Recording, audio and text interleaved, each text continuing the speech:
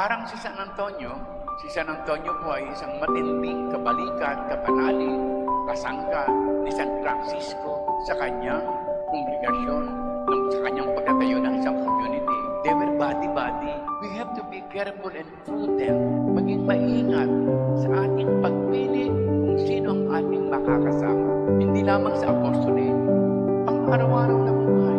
Mag-ingat tayo sa ating magiging kaibigan. Ang tunay na kaibigan ay kapag ang lahat ay umalis at siya yung kaisa-isang natira.